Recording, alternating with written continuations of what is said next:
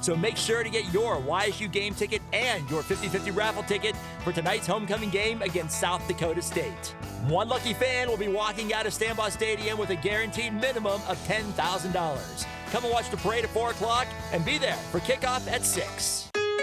Why do I get my flu shot at Giant Eagle Pharmacy every year? Because up to 1 in 5 people will suffer with the flu this season. And staying healthy is very important. Because I'm not just a wife or a mom, I'm also a Giant Eagle pharmacist that cares for you and our community. Count on your neighborhood Giant Eagle pharmacist for your flu shot this season and earn $5 in free groceries. Giant Eagle Pharmacy, your trusted pharmacy for over 30 years. Certain restrictions apply. See pharmacy for details. Hey, join me, Ron Furbus. I broadcast live Wednesday from Bruno Brothers Pizza in the Star Center Plaza, corner of Lockwood 224 in Canfield, next to the Poorhouse. I'll have Ron Verb specials like 57-cent slices of pizza and half-off gift cards at Bruno Brothers Canfield location.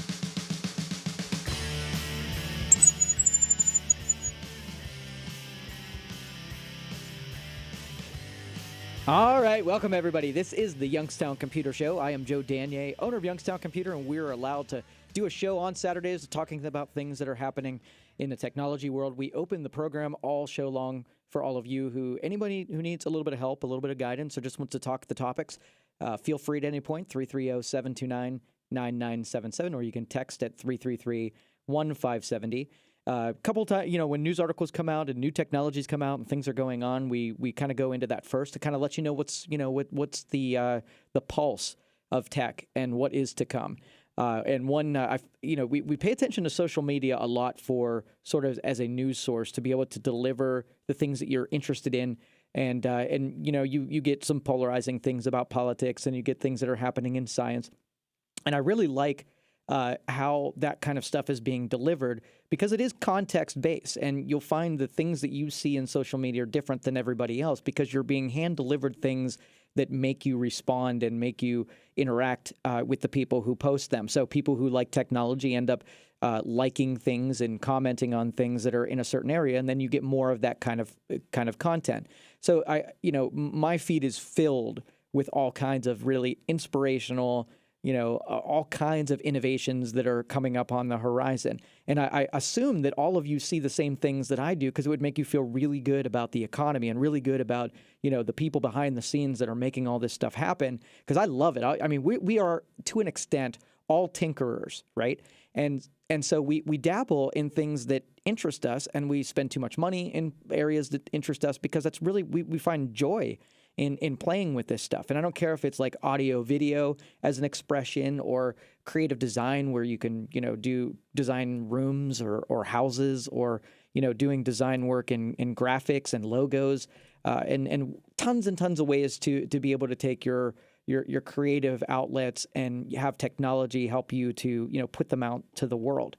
And so for those of you who don't usually interact with this kind of stuff, I'm hopeful to try to get you excited about it. Now, I'll tell you, everything in every industry, I don't care if it's politics, I don't care if it's technology, I don't care if it's anything, everything is marketing.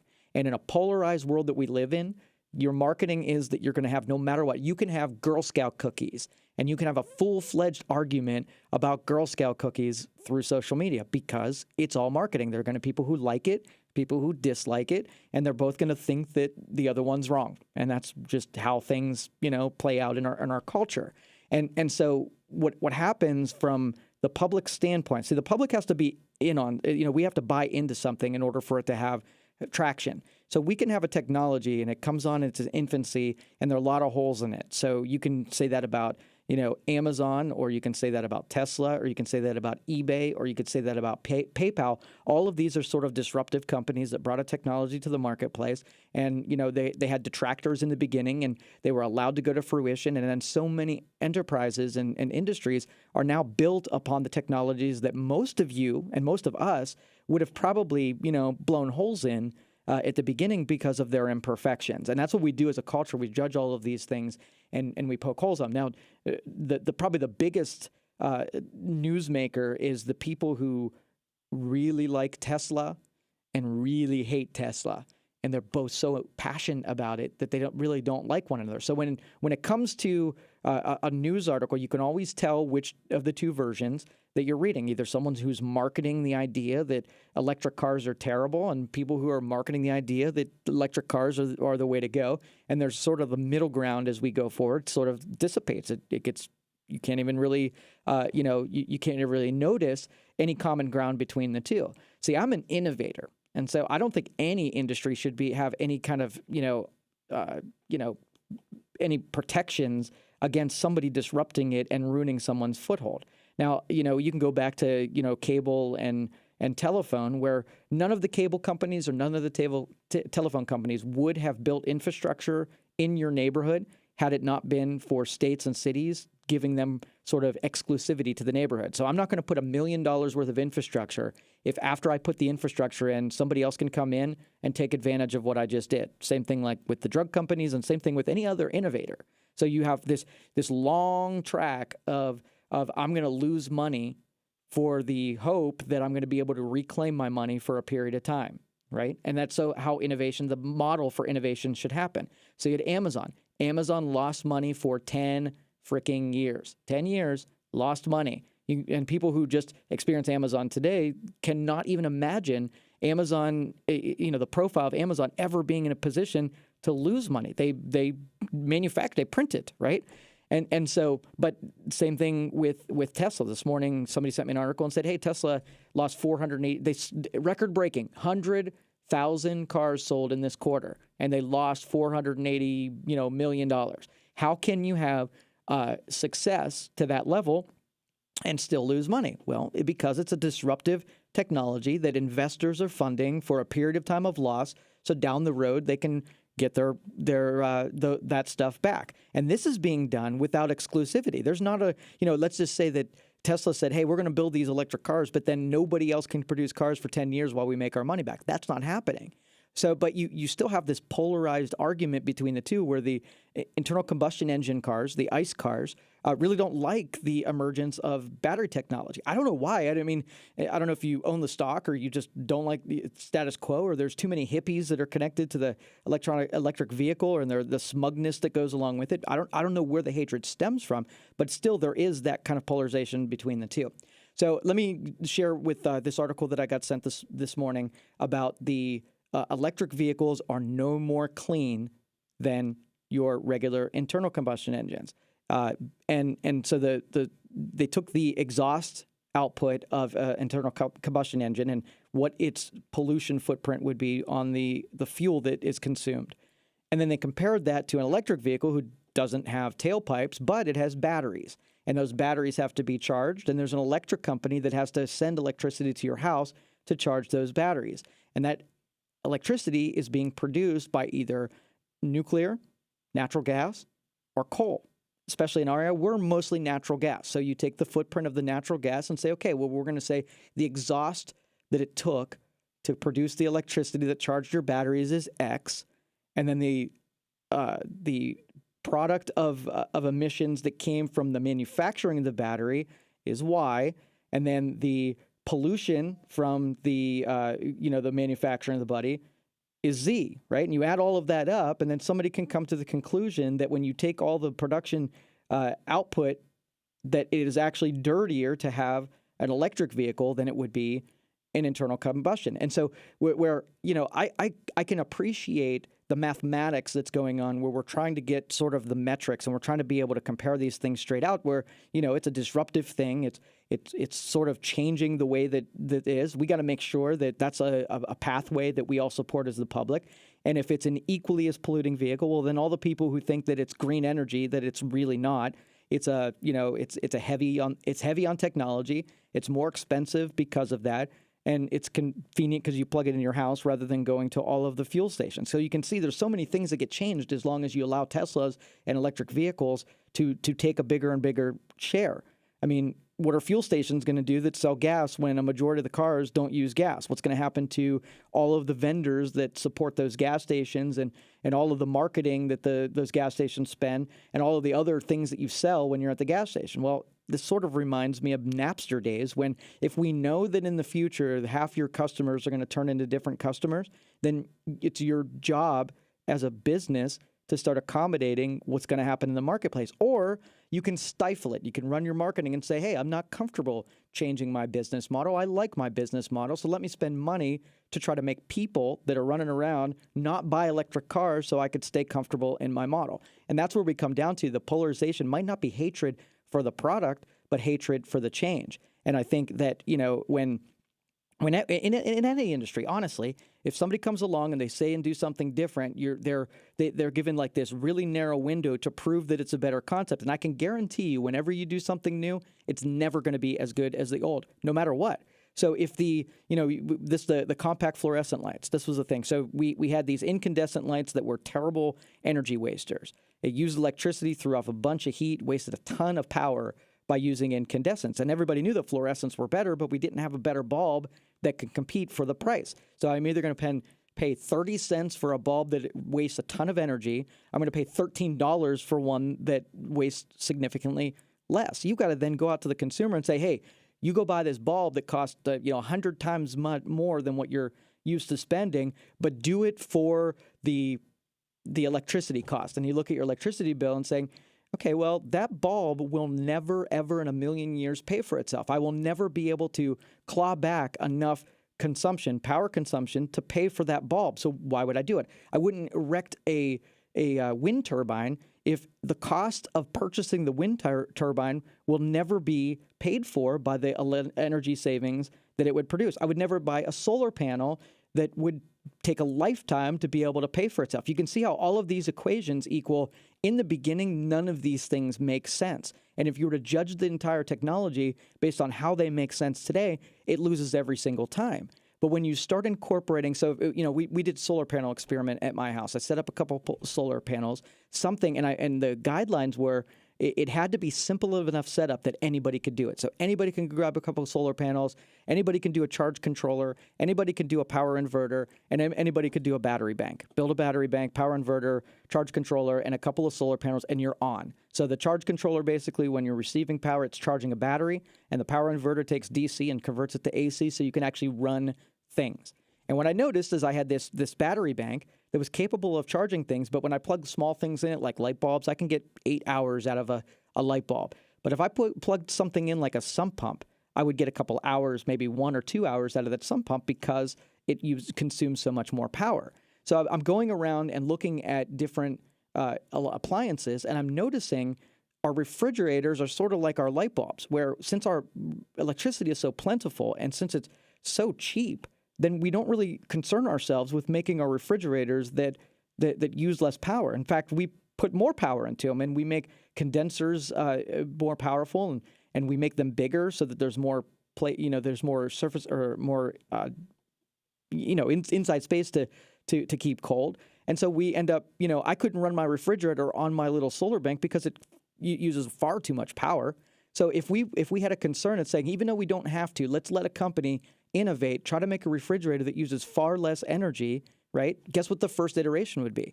It would be an underpowered refrigerator that we'd compare it against the money-wasting one, and then we'd say, yeah, you know what, using less power can't be. Even though in every other industry, when you start to use less power, like LCDs, for instance. LCDs used to be these gargantuan power consumers, and every revision they made less and less, and the components got to be softer and softer, and eventually you're running a thing off 45 watts of power instead of 90 watts of power. They cut it completely, in half. So I think if the innovators were allowed to produce those products, and then we would buy them for the reason, not because we want to be this smug person that cares more about the environment than people's. I'll tell you, I did battery operated. I do all of this solar and technology and solar technology innovations, not for the case of I'm saving the planet, because that's, virtue signaling. And it's not about that. I want superior technologies to win, and I want antiquated traditional to be challenged nonstop, right? So if it's good, if we have a practice that's been around a while,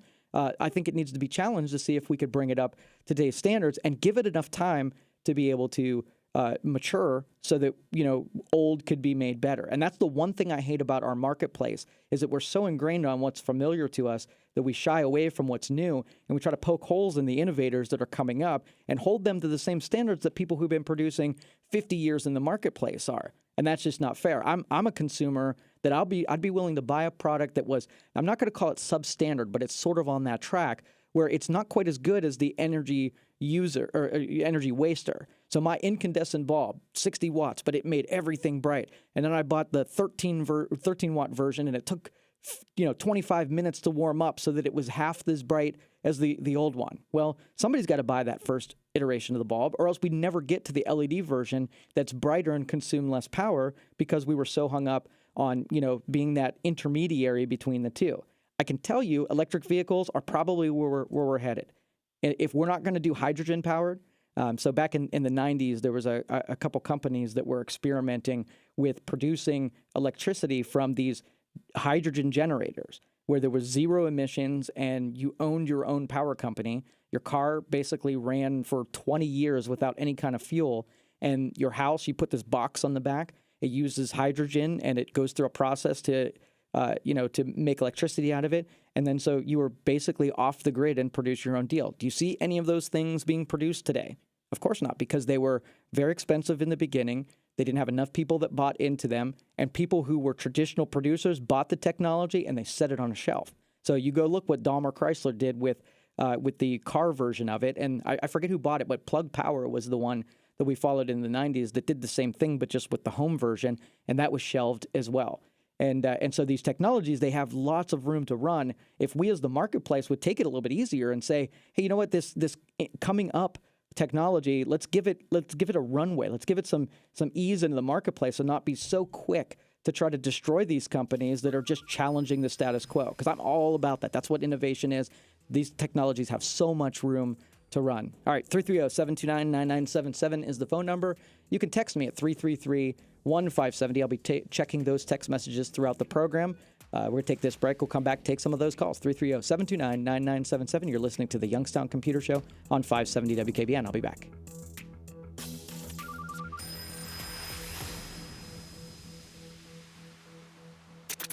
Sometimes you only have seconds, and the world can change right before your very ears. Stay informed and up to date with the very latest. We hope for their sake they don't do anything foolish. On 570 WKBN. From iHeartRadio, #1 for podcasts, She Makes Money Moves. I'm Samantha Barry, the editor-in-chief of Glamour. In our new podcast, She Makes Money Moves, you'll hear women from across the country sharing their personal stories about their salaries, financial struggles and successes, and the lessons they've learned along the way. I made about $30,000. We're not going to be able to afford to keep the house. Eventually, my credit cards just got maxed out. Do you have 3 ex-wives and your current trophy wife wants a life insurance policy 3 times the size of the policies you had to purchase for your previous mistakes? If so, you need to call Big Lou at Term Provider, 800-276-1640. Big Lou is intimately familiar with your problems, and if you're 50 or 60 years old and in reasonably good health, a $1 million policy should only cost about $100 to $200 per month. Big Lou may have a solution for your previous policies as well. You may even save enough money to lighten the load on your new $1 million policy. Remember, call Big Lou. He's like you, except he's only on number 2. Call Term Provider at 800-276-1640. That's 800-276-1640 for $1 million in term life insurance that you can live with. Call Big Lou at 800-276-1640. 800-276-1640. Hey, join me, Ron Verbus. I broadcast live Wednesday from Bruno Brothers Pizza in the Star Center Plaza, corner of Lockwood 224 in Canfield, next to the Poorhouse. I'll have Ron Verb specials like 57-cent slices of pizza and half-off gift cards at Bruno Brothers Canfield location. So how is the retirement bucket list going? Copeland Oaks can help you find time to start checking off those exciting things on your bucket list. This is Dan Rivers. Choose a lovely, spacious ranch home or apartment and leave the mowing and the painting and the fixing up to Copeland Oaks. The campus offers golf, fishing, hiking, swimming, an active, fun-filled lifestyle. Copeland Oaks Retirement Community, located in nearby Sebring, just off 62, Find them on the web at CopelandOaks.com or visit the campus to see for yourself. Copeland Oaks Retirement Community, beyond expectations and within reach. Hey, it's Ron Verb for Nature Stone. Nature Stone is the only solution that will stand up to moisture, dampness, even flooding. The only solution when it comes to your basement. So if your basement is damp, dirty, not somewhere you want to spend time, turn it around with Nature Stone. Get Nature Stone installed in your home by the end of October. Get up to half off. Schedule your free in-home estimate online today at naturestone.com. Russ and Mike gave me a special deal for our listeners. If you buy today and get it installed in the month of October, you'll receive an additional $250 off. Book that free estimate now at naturestone.com. You want that new or used vehicle, but your credit score isn't exactly what you need? You work hard, you've always paid your bills. Who can you turn to? Hi, this is Tino Merlo from Toyota of Warren. Stop in and see me or my staff. Toyota of Warren's here to help, and we can get you financed. Has your doctor recently ordered a CAT scan, MRI, or any x-rays for you? Remember, it's your choice where you have your imaging done. And that's why Dr. Adam Crouch and the DMXI team is here for you. DMXI patients save anywhere from 75 to 95% off of their medical imaging. And DMXI is now offering a 64-slice CT scanner for the head, neck, chest, and abdominal regions for the most accurate images. If you need medical imaging, go to DMXI.com and see the DMXI difference. DMXI, just off Todd Avenue in Boardman. All right, welcome back, everybody. This is the Youngstown Computer Show. I am Joe Danier, owner of Youngstown Computer. This is your Saturday show where we talk about things that are happening in tech. We leave the program open to you all program long, so if you have anything to contribute, feel free. This from Facebook Live. We are streaming on like a ton of servers. iHeartRadio we're on. Facebook Live we're on. YouTube, Periscope, all of those guys. You can always look for our program and take us wherever you are. This is from Facebook Live. Christopher says, did you see that all these Canadian Tesla owners using Smart Summon in parking lots? Yeah, so if anybody didn't know, for people who have been paying for the full self-driving, 2 weeks ago, there was a version 10 of the Tesla software, which allowed sort of driverless sort of executions in parking lots. So let's just say it's raining out, your car's parked, you hit a little button on your phone, you hold down the button, and the car sort of backs out and goes around the parking lot and notices you on GPS, avoids things, and comes and picks you up. Now, I tested this on day one of the software coming out, and I'll tell you, it did not do a great job. If you were to tell me that it was a fully developed product, I would say that's terrible. If you would say that this is the first like real revision that got released to the public, I would say, wow, it's actually pretty good, and it's got the potential to be a really good feature of a vehicle. I mean, you could think about some instances. This is the return side, but they've promised two things. You could drop yourself at the door, hit go park myself, and your car goes to the furthest part of a parking lot and parks itself. You hit it again when you come back to the door, and it follows the same path and comes and picks you up at the front gate. So that is an extremely useful feature when they've got all the bugs worked out. They depend on making all of the current Tesla users be guinea pigs for this technology. The more hours, I think they said in the first day of release, we had 55,000 Smart Summon requests that were made. So tons of people testing it out. The consensus on social media was that the car struggled to be useful. So practically, no, it's not even something I use. And since I tested out the first day, there were a couple instances that it would have been useful to do when the weather was poor and, just to test it out. And I opted not to do it because I know it's slow and it does tons of correcting and it comes in at weird angles and it's not as polished as it will be in its end form. And it would frustrate a lot of drivers that were in regular parking lots. It would be really tough to be able to put up with that just because of that. But again, it's innovation, and that's the part that I believe in. I'm not looking for perfection in innovation. So if you think that all we've ever, we've innovated everything we have to innovate, then sure, then we can just, take the polished stuff and eliminate everything from the marketplace. But the funnest thing about living in this country is how many thinkers and experimenters and triers and doers that we have out there, and they're free to take anything that exists, and our job is to get out of their way and let them try to improve on things. And again, again, a lot of us are quick to take strikes at things that are new and try to take chunks out of them. And I'm not. I like to sit back and just let the data come in. You try to take the haters, the people that are just, want you to hate them too, and I try to silence them out and just wait for the data to roll in. I mean, is this impressive? Is this unique? Is this innovative? And if that's the case, if they're trying things, I will support them to the end of the world. Somebody cornered Tesla on this full self-driving pricing. And so they priced it originally at, like $3,000 when you bought a car, and then it went to $5,000, and then it went to $6,000.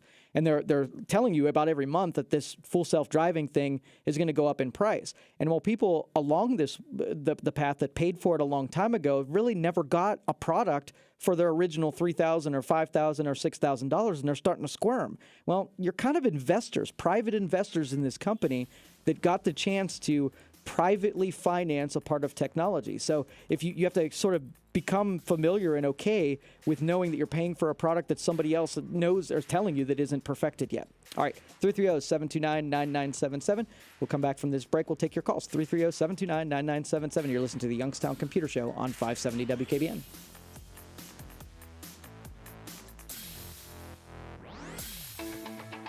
Hi, this is Eric Clark with Fairway Ford in Canfield. We are on a record pace for F-150 sales, and we are going to keep that going.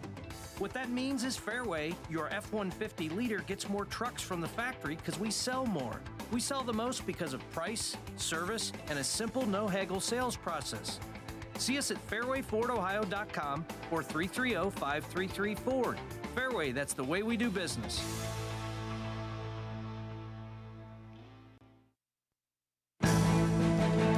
Pagan was planning to attend a celebration of life at the New England Pentecostal Church to honor his longtime friend, a minister who was shot and killed last week. But the event was canceled at the last minute, and the church, located in Pelham, New Hampshire, is now the scene of an active police investigation. We was just very shocked, just noticing that, hey, we say what happened. Details are still slow in coming. The Hillsborough County Attorney will only confirm at this point that a suspect is in custody and that there are no fatalities. The New Hampshire State Police Major Crime Unit has been called to assist in the investigation. In the meantime, Donna McIver says she came to remember a man of peace and that she was heartbroken to hear of more violence. It's just surreal. Lewis was shot, and now there's a shooting at his church.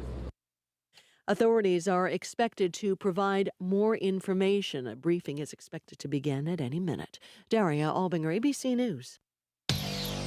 Our next update at 2.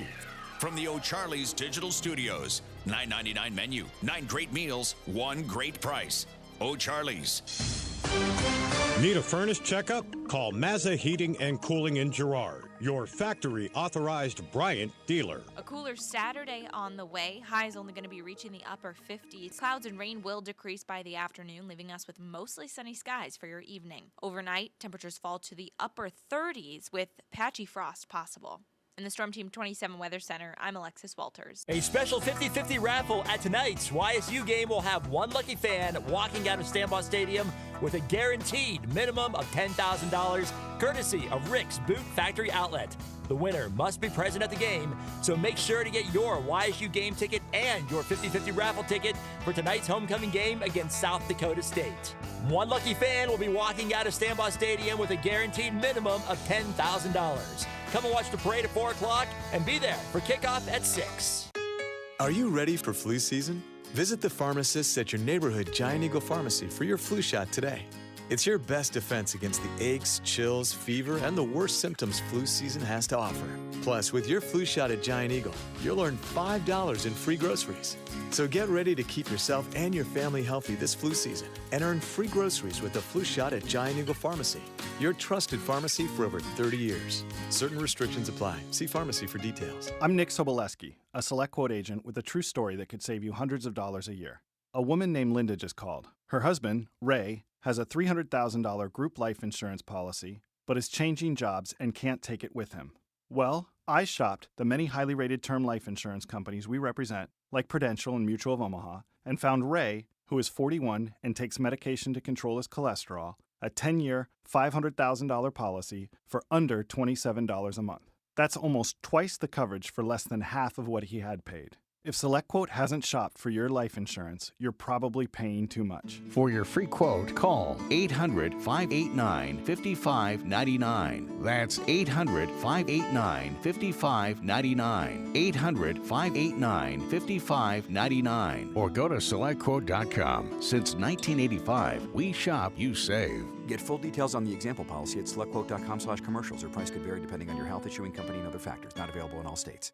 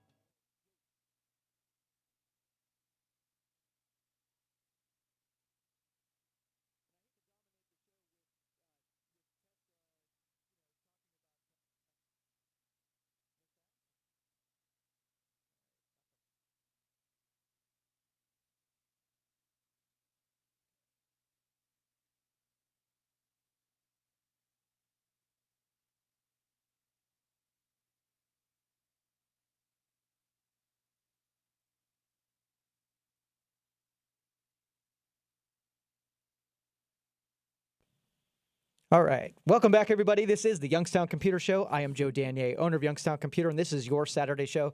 Get to talk about things that are happening in tech. Bunch of questions online about the Tesla. I hate to dominate the whole show about this thing, but I got it started. Might as well finish it off. So a couple more things. To finish off that statement about the comparison between electric vehicles and ICE vehicles, they started to say that if you take in consideration the components, my point was that you'd have to go and look at the things that you don't have with electric vehicle that you do have with an ICE vehicle. So it's not just that you have fuel that puts carbon or carbon dioxide out of the tailpipes, where the Tesla doesn't have any of that. You produce the batteries, you have the different things that go into battery production, but you don't have oil, and you don't have an engine in the same sense that a car does, and you don't have a transmission in the same sense that a car does. You don't have the transmission fluid and radiator. And so if you take all of those things considered, whether it be from cost or the labor that went into it, or the actual manufacturing carbon output, it's probably really mostly the same. You're not going to get a huge advantage over the ICE vehicles. So the battery ones aren't going to be that much more because it's in its infancy. And I think there's some extra time down the road that when you start comparing those things, the electric vehicles will start getting a clear advantage as we get better. I mean, I talked about this last week. We depend on China to do a lot of dirty stuff for us. A lot of the rare earth materials that go into a lot of our technologies get mined over there, and our EPA would never allow it to be pulled out of the earth here because it's such a nasty, dirty, polluting process. So if it weren't for China being willing to deal with that pollution, and we wouldn't have half the stuff that we do. But that doesn't mean that these electronics can't have don't have a future, and we always have to pollute.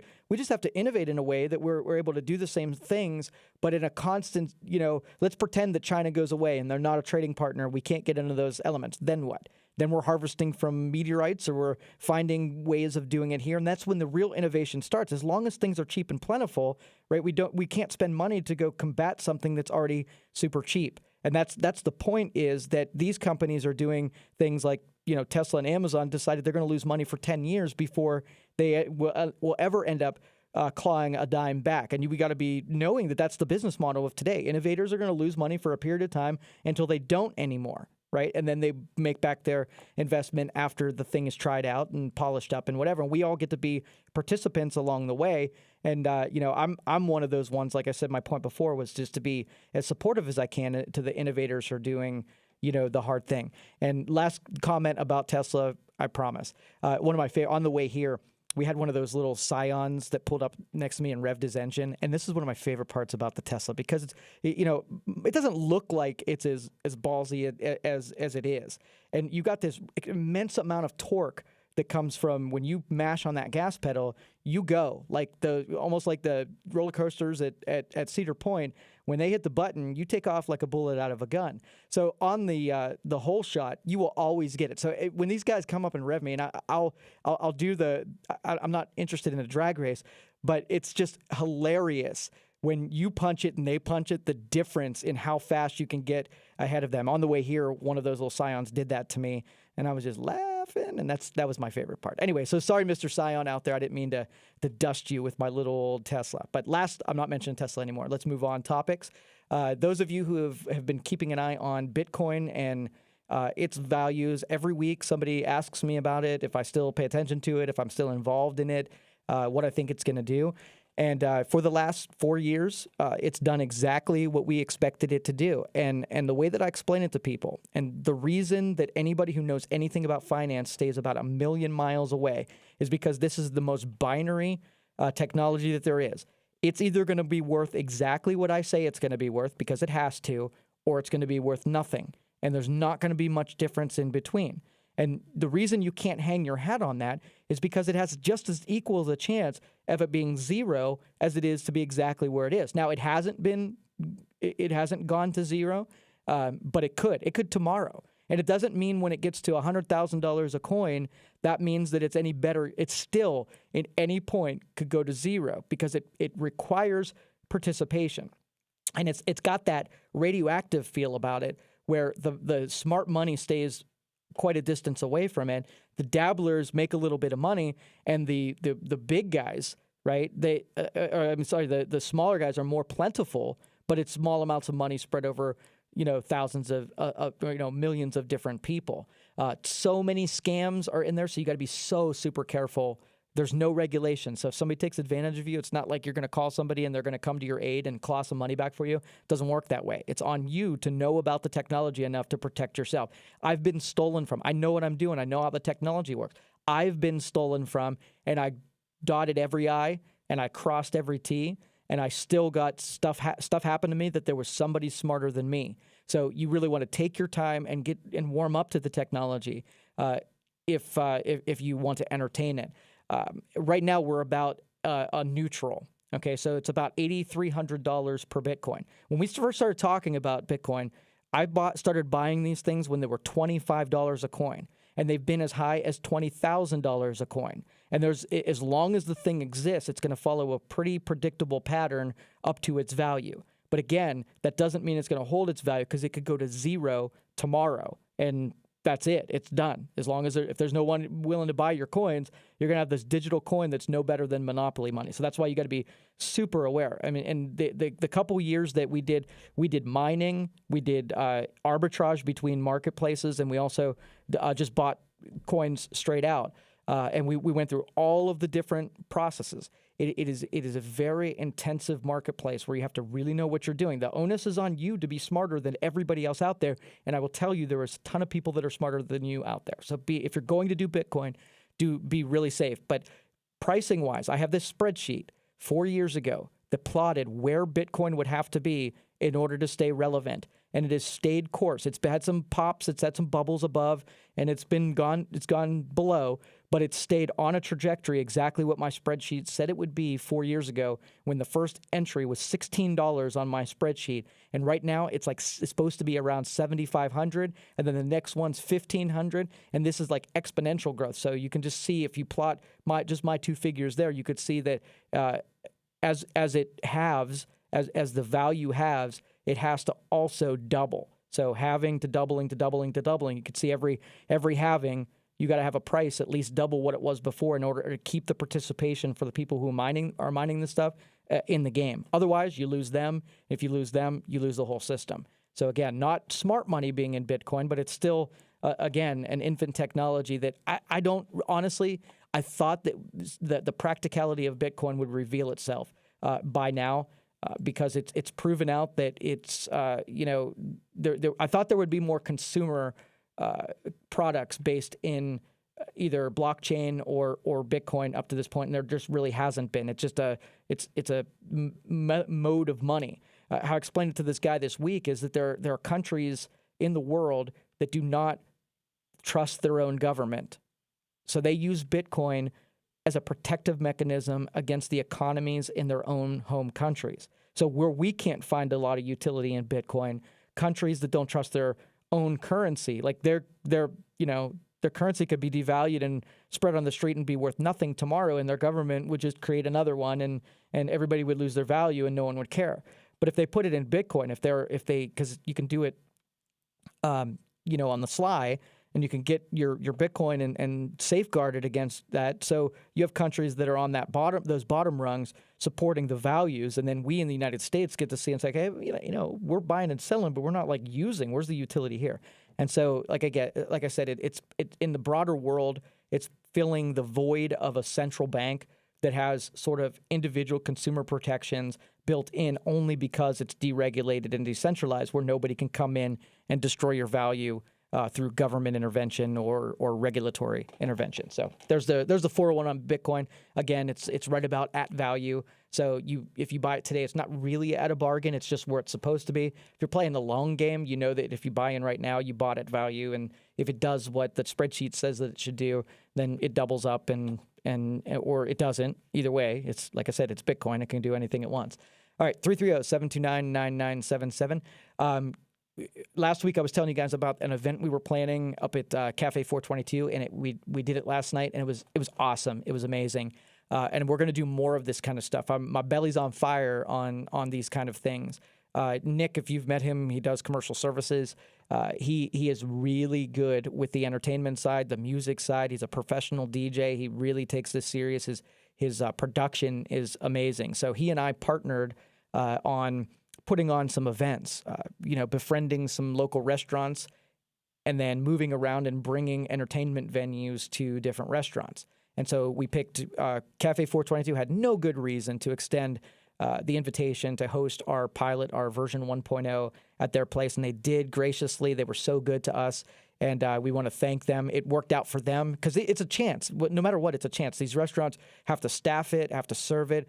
No matter if one person shows up or 100, they have to be ready for it, and that's a really tough game to play. So we're really thankful that they were willing to lend their space to us so we could pull off one of these, and it went amazing. We had 2 comics come in. One was America's Got Talent. She's going to be on the next season, and so we wanted to check her comedy out. And then we had the guy that was on our program last week, Quinn Patterson. He went on as well. It was a great time. In fact, I loved it so much I can't wait to do the next one.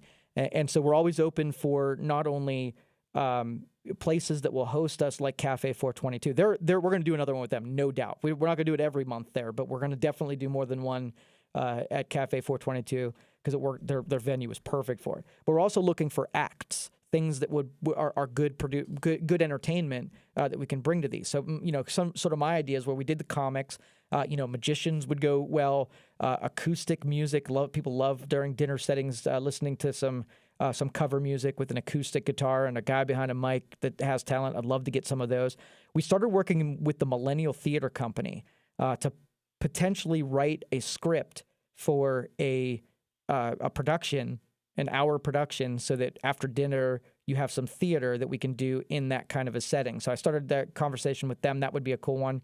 A murder mystery dinner. That's like at the top of this. I want to write my own. If you've ever been to these, you eat dinner, and during the dinner they play out these skits where they reveal clues to you, and then you solve the murder at the end. And so maybe every 15 minutes they'll put on an act of this skit, and by the end, your table, which is a team, tries to solve who did it. And it's a really fun way to spend an evening. You get good dinner, and you also have a game to play. So that's on the agenda as well. But I'm kind of open to it. I really want to take, our deal is we like to demonstrate what we do. It's not just we're practitioners. We get to solve problems and engineer deal, but that's not really where our passion lies. We like to take cool things in technology and entertainment, and we like to put them on display because, we're consumers just like anybody else, and we know what we like. And there, I don't think, there's enough things for people to do in this way, right? So, we used to do date night, but we used to kind of make it up on our own. My wife and I, we used to just go to different places, and if they had live music, it made for a better thing. And I thought, why don't more people do it? And it takes organization. It takes someone to take the investment, make the move, take the risk, and put it all together. And it has to have a payoff in the end. Well, we have this luxury because this station and the people who listen to this program are super loyal to the things that we do. You guys support us no matter what. There were people that showed up at that last night's date dinner, and I know they were there just in support of what we do.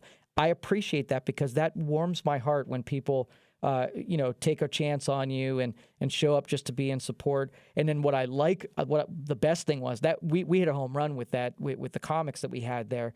And so that everybody who showed up is just maybe low expectations, but they're just support. They came away with a true venue that we enjoyed ourselves. I mean, it was hysterical. The comedians were great.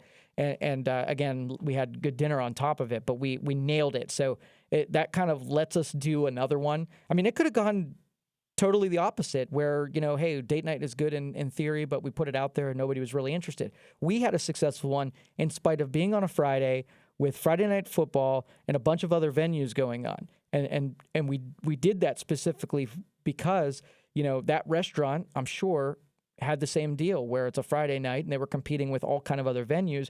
You bring that curveball in and it gives you a little bit an upper hand. And that's what means something to me when somebody's willing to put themselves on the line, do something a little bit different and take a little bit of risk. We want to support those risk takers. We don't want to be so quick to judge and to criticize. I think we've been famous for that is we cannibalize our own through the wicked tongues that we have sometimes. And, I'm willing to give some people some grace and allow them to try and be supportive, even if it isn't perfect, so while they own up to it and really try to provide great products for us as the consumers. And that's the boat that we're in right now. We're just dreaming big and trying to put together some great venues for us. And we will appreciate it. And we hope that you will continue to support us and continue to joining our events. We're planning up now the one in November. We're trying to avoid the holidays and pick out a venue.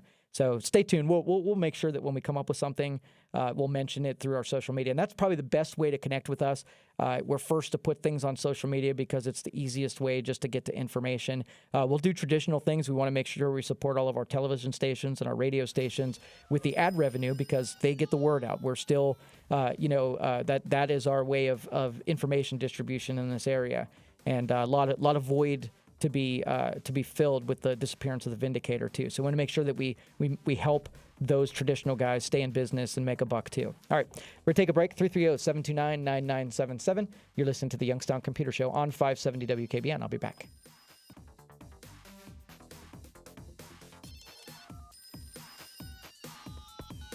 Hey there, Dan Rivers. We have a show every morning at 8:07. We're on till noon. We hope you can join us. But if you do happen to miss it, remember, you can hear the program on the podcast. Just search Dan Rivers, 570 WKBN. Attention outdoor enthusiasts. Gander Outdoors is having a massive inventory reduction and every item must be sold now. Save up to 70% off the entire store. Everything must go. Hunting, fishing, camping, apparel, and more. It's all up to 70% off. Gander Outdoors' massive inventory reduction won't last long, and when these savings are gone, they're gone. Save up to 70% off everything at Gander Outdoors off Niles, Cortland Road in Warren today.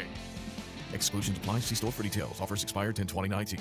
As president, I promise to end needless suffering caused by dented plastic chair mats, and I promise to deliver beautiful glass office chair mats to homes and businesses with free shipping. And finally, as president, I promise a special discount for radio listeners throughout these fruited plains.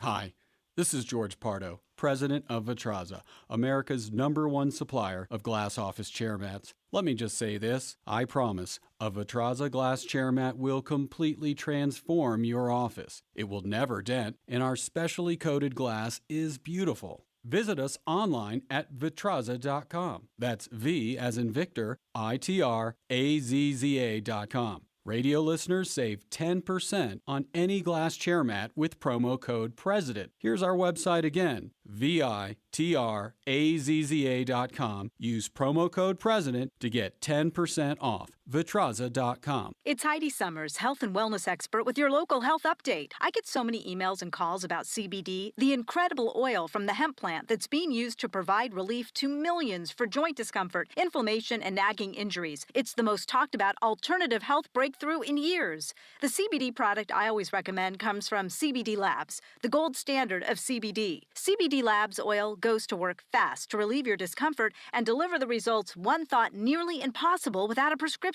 This powerful oil is not marijuana and contains no THC, the ingredient that gets you high. Oh yeah, CBD Labs oil has also been used to help thousands get a great night's sleep. Don't be fooled by all the imitators. Call now and find out how to get a free bottle while supplies last. To get your free bottle of CBD Labs CBD oil, call 800-679-8018. That's 800-679-8018. Free bottles for a limited time, so call now. 800-679-8018. 800-679-8018. Do you have 3 ex-wives and your current trophy wife wants a life insurance policy 3 times the size of the policies you had to purchase for your previous mistakes? If so, you need to call Big Lou at Term Provider, 800-276-1640.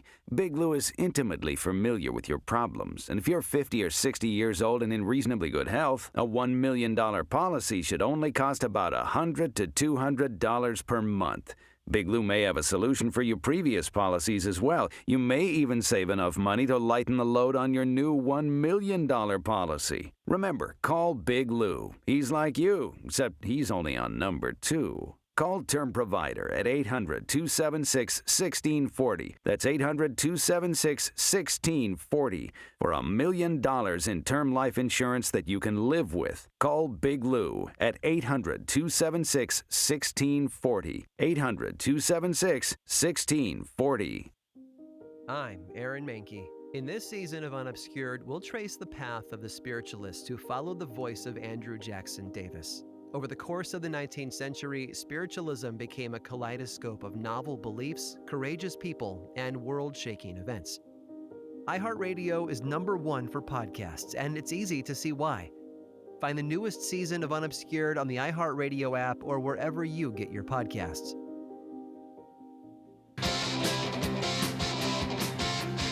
All right, welcome back, everybody. This is the Youngstown Computer Show, and I am Joe Danier, owner of Youngstown Computer. This is your Saturday show where you talk about things that are happening in technology. Open up the phone lines to you all program long, so feel free. If you don't want to talk on the lines, you can always passively send me a text message, 330-333-1570. Text that number, 330-333-1570, and I will read those as we go along the program today on the air, comment on them. They could be comment, they could be questions. Anyway, it's just a nice and easy, non-aggressive way to get your thoughts known during the program today. So always appreciate those. Again, 330-729-9977. Next hour, I'm going to talk about speed cameras a little bit. There was a couple articles coming down, stuff with the state of Ohio.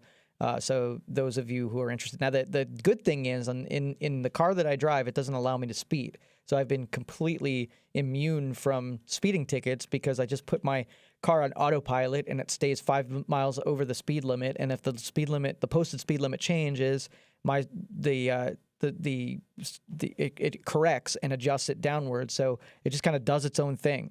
And I know there's a lot of other brands that do that as well, where cruise control, the adaptive cruise controls have gotten really sophisticated where they can adjust based on traffic flows and they can see things around them. These sensors are getting pretty sophisticated in how it interprets, the world, around us, and it can make decisions. And if all of you know, we talk about artificial intelligence fairly regularly on this. And when most of you have exposure to it, you always look at AI as sort of like the robotic approach where it interfaces with humans and whatnot. But there is so much math going on right now that is AI. It's the really early versions of what AI will become on the decision making. So, your Facebook feed is making decisions where you have, 1,000 friends. Each one of them is posting once a day, which means you would have to go through 1,000 posts. But you don't see all 1,000 posts from all of your friends. You see the ones that you entangle with the most, and they align with your beliefs and your interests. And you only see the ones that Facebook or the algorithm or the artificial intelligence decide you'd be interested in. So your whole command of what's going on around you is based on how you participate in the social media round. So these sensors and what the information you give away and how you behave determine what gets distributed to you in your digital life. So all of these things, very interesting, and you'll see how they kind of connect as we have this conversation about speed cameras in the next segment here. 330-729-9977, or you can text me at 333-1570. You're listening to the Youngstown Computer Show on 570 WKBN. I'll be back.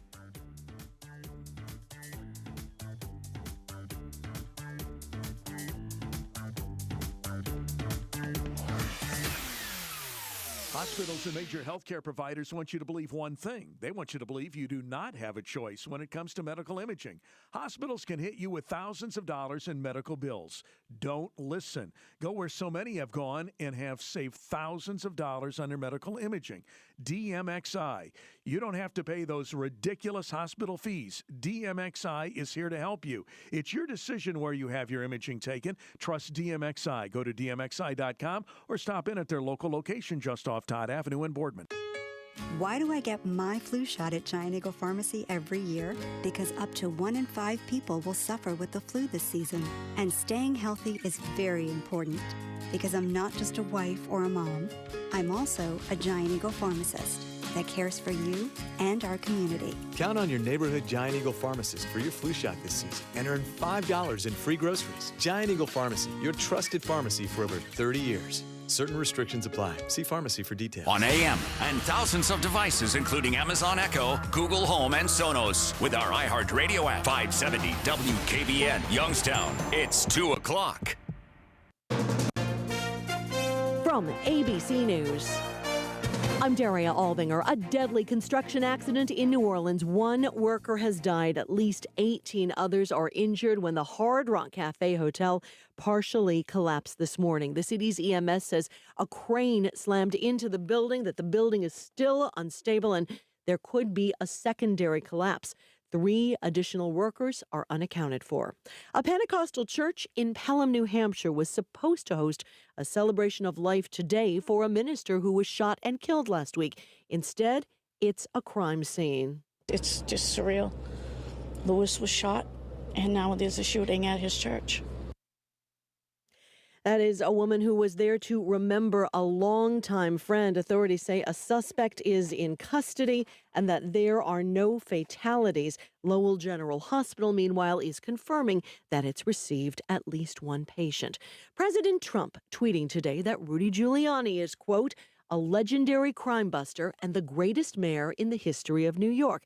Well, now the White House says the president's personal attorney has been sidelined after 2 of his former associates were arrested on campaign finance violations. Sources telling ABC News the business relationship between Giuliani and the men charged in that campaign finance scheme is a subject of the ongoing criminal investigation. Now, I've been talking with Rudy Giuliani this morning, and he tells me he has no knowledge that he is under investigation. Giuliani also telling me no one from the Justice Department has contacted him about his associates who were arrested. That's ABC's Kira Phillips. Authorities across Los Angeles continue to battle a series of wildfires. They've prompted mass evacuations, and the fires are also blamed for at least 2 deaths. PG&E, meanwhile, plans to restore power to 98% of customers taken offline in Northern California because of fire danger.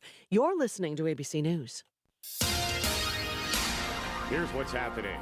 A Youngstown man was sentenced to 10 years in prison for causing a crash that killed a 53-year-old woman, according to the Summit County Prosecutor's Office. Akron police attempted to pull over a driver that ran a red light back in December of 2018. Police pursued the vehicle, determined to be stolen from Austintown. 20-year-old Timmy Goforth of Youngstown crashed into another vehicle driven by 53-year-old Stacy McGinnis. McGinnis died as a result of the crash. Youngstown police are investigating after 2 people were shot on the south side last night. It happened about 10:30 p.m. in the area of Market Street near East Lucius Avenue. A cause and investigation is underway as to how 2 semis caught fire in a garage. It happened at D&V Trucking on Route 46, not far from Route 11. The fire happened just before 6 p.m. yesterday. It also caught part of the garage on fire. Nobody was hurt. A North Beaver Township man accused of attacking EMT personnel has been transferred to the Columbiana County Jail. 24-year-old William Swagger attacked EMT personnel a little over a week ago and ran away in the Elkton area. He was caught in Shenango Township. A Farrell man has been sentenced last week to 10 to 20 years in state prison after he was found guilty of raping a 12-year-old. 62-year-old Clifford Allen Locke Sr. was convicted in a jury trial before Mercer County Common Pleas Court. And if you're looking for something to do this weekend, Mill Creek Metro Parks will hold its annual Pumpkin Walk at twilight. It happens 5:30 to 8 p.m. tomorrow at Fellows Riverside Gardens. Pumpkin line paths will take visitors through fall scenes and colors, and there'll be various entertainment and children's activities as well. Also, Boardman Park is offering spooky wagon rides and pumpkin carving. Family-friendly haunted wagon rides and other events throughout the park happen this weekend. The rides start about 7 p.m. From the Power Chevrolet Buick GMC of Calcutta, Ohio newsroom, I'm Dave Price.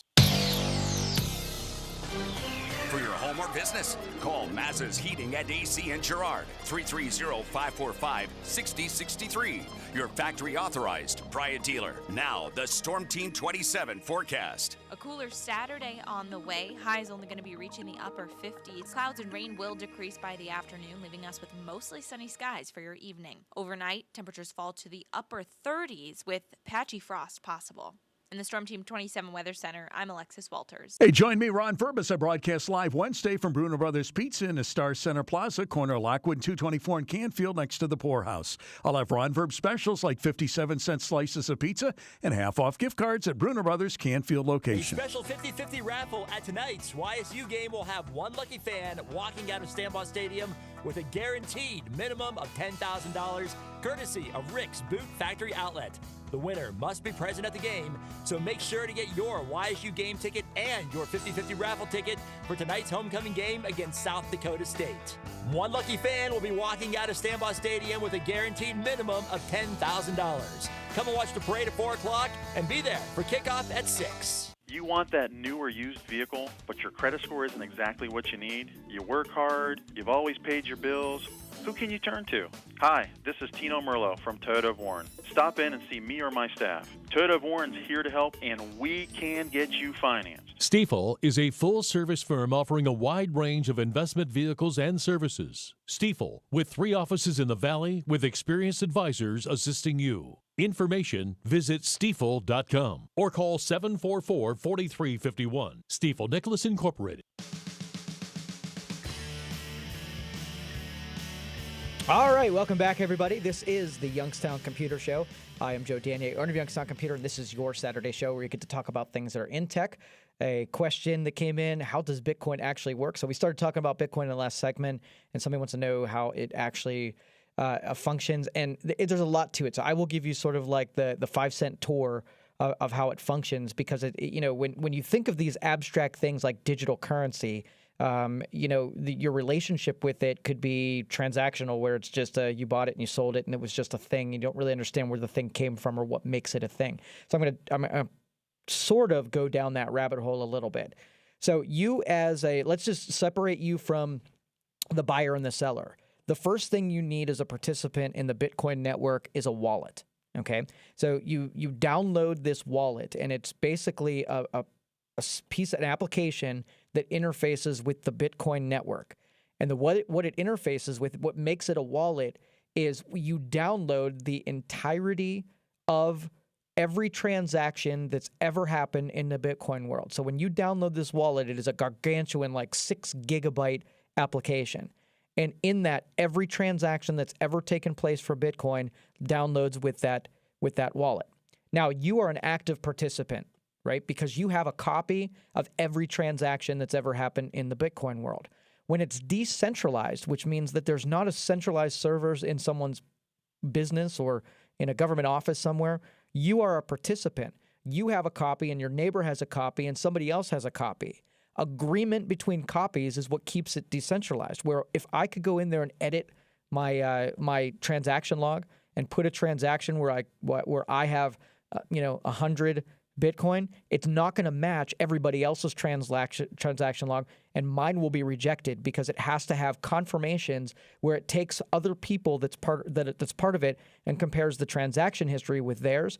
And if it doesn't, it's not accepted into the transaction log. That's what makes it it makes it so secure, because it's not any one individual person. Now, what kills this is if you have someone who dominates the network and it has ownership of more than 50% of the network, because that person can actually forge transactions. And so remember that situation where Bitcoin equals zero? Well, that's the Bitcoin equals zero. If one person harbors too much transactional power, they can actually thwart the system. As long as it's decentralized and you have enough individuals that are participating that are different from one another that can hold those transactions accountable, then you have a system that is 100% accurate. There's no way to trick the system because it's not consolidated at the top by too many power players. So that's the first part, is you have this, that's what they consider blockchain, is that you have every transaction downloaded on your computer that then compares with other people's transactions and make sure that they all agree. The second thing is that miners are extremely necessary in the process. And mining is where somebody takes some computer equipment and allows the network to use the processing ability of equipment that I have in front of me.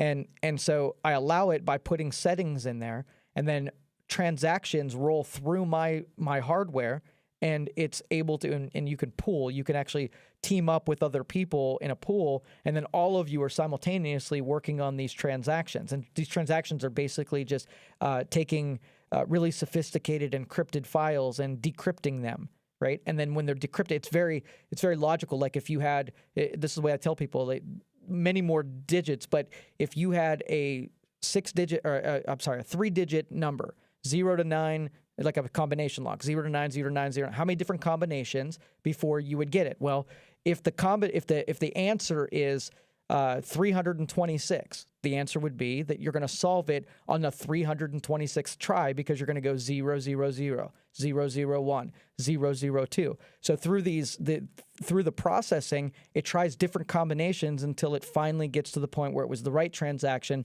and then that block is unlocked. Okay, so what they can do is they can make the formulas hard enough that it takes about 10 minutes for that problem to be solved. And then if you solve that problem, you're awarded so many Bitcoins. And when we stopped mining, it was like 5 Bitcoins. And then every couple years it halves, where then it's 2.5, and then it's 1.5, and then it keeps getting to be decimal points and decimal points. There will only be 21 million Bitcoins ever released into that system. And it keeps halving until there's fractional Bitcoins, way down in the future. But the value of those Bitcoins that they release has to be enough for people to pay their electric bills. There are farms of these Bitcoin mining machines that require immense amount of electricity, and the output is that you have to be able to pay for the electricity in order to be able to harvest a Bitcoin. So what happens if the value isn't there? Well, obviously people turn off their machines. What happens when people turn off their machines?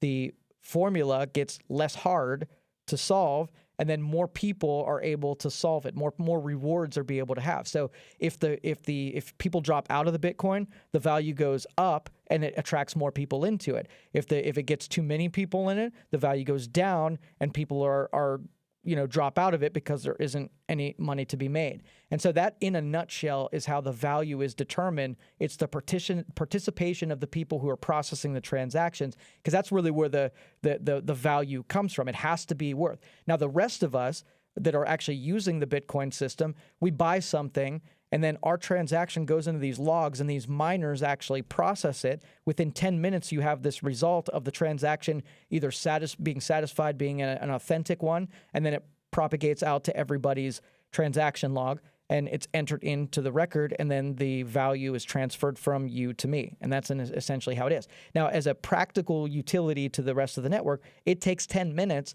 to be able to say that whether or not you're an authentic transaction. That's by design. It takes 10 minutes to solve the formula. If it was any quicker, the difficulty would slow down and it would become easier. And if it was any longer, the difficulty would go down and it would get harder. So or vice versa. And so it will always take 10 minutes. So if you're at a store and you take your Bitcoin credit card and you want to buy a pair of pants and you slide it over there and you enter the transaction, it won't be able to enter the transaction legitimately into the full blockchain, the full transaction log until 10 minutes. So you're going to stand at the register for 10 minutes. So then there's these other companies that have sort of been what stands between the 10-minute network and the instant network. So you deal with them, and then they'll sort of like fast track your transaction and know that it's just going to make its way in there, and then they are so you don't like disassemble the secure part of it. You make a little less secure those buffer people that enter things in a transaction and pay you too quickly, assuming it's going to go through, and then it just gets regulated or it gets added into that main transaction. So again, it gets really deep, really complicated, but that's its nutshell deal. So if you're thinking like, well, how does this thing have value? It has value because so many of them are being rewarded to the people who are processing transaction. We say, well, where's that money coming from? Well, when you do a transaction, which thousands and thousands and thousands of those transactions a second happen, you pay a fraction of a fraction of a fraction of a Bitcoin per transaction. Those get lumped together, and that's what's awarded to the people who are processing those transactions. So the amount of Bitcoin that are going to be rewarded are a finite 21 million. And as of right now, there's been 17.3 million Bitcoins circulated, and there'll only be 21. So there's only like less than 4 million that will ever be put into the system again. And again, like I said, they keep halving. So there's going to be, where there might be 5, there's going to be 2.5, and there's going to be 1.5, and it's going to keep halving until there's fractions upon fractions. So we're looking at like 25 years before the last Bitcoin will be put into the system. And I don't necessarily, I think you're going to get so fractional. I don't think you're ever going to have all of them in circulation. I mean, I could check the spreadsheet, but I think as long as you keep having them, you can continue having them as you have decimal points. So I have a feeling that we're going to be 72 decimal points deep before, people won't even be able to fathom a person ever holding a full Bitcoin, because it would be, billions of dollars. And that's why the spreadsheet says that these things are either going to be $24 billion or nothing in the end. So is it worth going out and buying a tenth of a Bitcoin right now and just hanging on to it? Sure, you'll pay $800 for that tenth of a Bitcoin, and you can sit on it. And if it ever becomes $1 million of Bitcoin, then you'll be pretty happy that you did.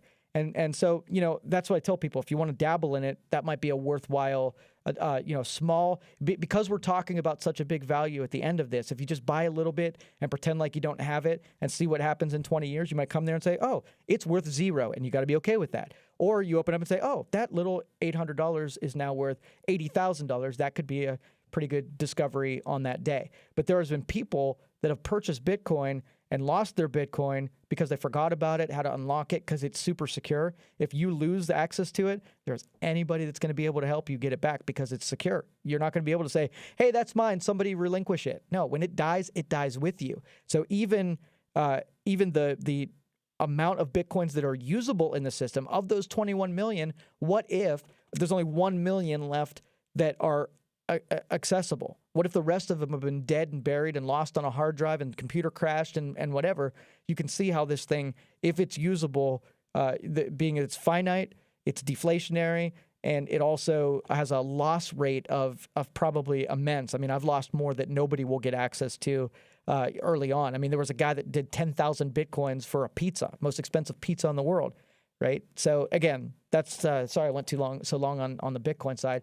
Next thing are these speed cameras, and I rail against these to no end. And I have police friends who I have to keep reassuring them this has nothing to do with cops and what they do for society. This has everything to do with a shortfall in cash in a municipality, and they use a technology heavy-handed, and then they waste goodwill that they had. I mean, we spent decades trying to get police and the public to cooperate, right? We're not your enemy. We're going to shoot hoops with you. We're going to play catch with your kids. Trust us. Talk to us. And all this goodwill, like, cops need the support of communities. It's really important part of law enforcement. And you had these speed cameras where a company comes into town and says, hey, we're going to make all of your financial problems disappear.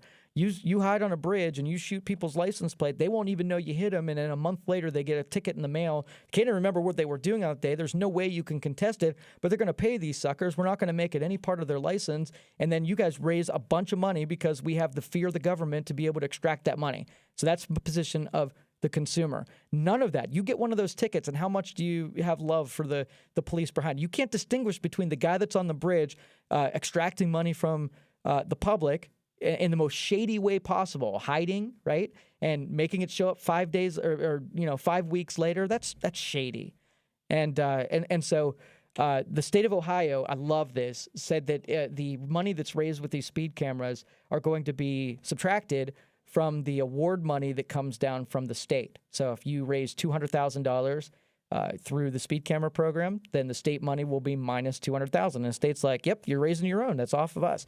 But if you follow that, it feels a whole lot just like a tax, right? If the municipalities and police need more money, right, then they go to the citizens and they put it on the ballot and they say we need more money. But they're not interested in raising the money from their citizens. They want to hit the unsuspecting passer-buyer, right, passer through, and they want to nail him and take his tax money or take his money and pay it instead of the cities. And that's what's so kind of it's terrible in a lot of ways, but that's my most unfavorite way, that they're not making any friends by doing this. But I love the state of Ohio put that. It's a second thing that I would add to this. What I really wish they would do is set a timer. And if you issue one of these photos, that you have to get in contact with the person that you're going to fine within a given amount of time and let them know that it just happened. I've met people who'd had 3 and 4 of these because they didn't get the notice that would have slowed them down in time. Like, when you see a cop, you do a brake check, and then you might have been speeding, but that was enough to make you slow down and think about it. Where if you don't even get the notice, you might be in that same state of mind and there was nothing there to tell you that you need to slow yourself down. And that's what the safety part of this is. If the cops are going to enforce things, they might as well do it for safety's sake and use whatever gets people to slow down. So the speed cameras get people to slow down 30 days from now when they realize that they got a ticket, not like right now when they might be stressed out and they need somebody to get in them, give them a little slap on the face to slow their roll down. So I wish the state of Ohio would put the second, a rule or something to put somebody on the clock and make it faster, that you be notified. If they're going to do this, you might as well, I want notified within 24 hours of having made that deal. You know that they would put us on the clock in that same way. And so it's only fair that they're put on the clock that way. If they're going to play these shady games, that at least get us notified within a period of time that to allow us to do corrective action at the very least. So that's my take on it. I'm good for the state of Ohio. I hope honestly that most of them bail on it first off and go back to doing police work where you hit somebody and you pull them over and you can check to see if they're not harboring kids in the back seat and doing dangerous stuff and being high on something or driving around just making things unsafe. Because I think pulling people over does a lot more for the preventative from a safety standpoint, from a citizen's standpoint. I want police work to be done, not these sit on a bridge and tag people and just for money's sake. So I know a lot of you are on my side on this, and we rail about it pretty heavily. And it's not about me getting tickets. I disagree with this, and I don't even speed. And sure, I've gotten tickets in the past, but this isn't about sour grapes about me getting tickets. Even if I got one, I wouldn't pay it. I don't believe in it. All right, 330-729-9977. You can text me at 333-1570. We're going to take a break, come back, take those calls. This is the Youngstown Computer Show on 570 WKBN. I'll be back.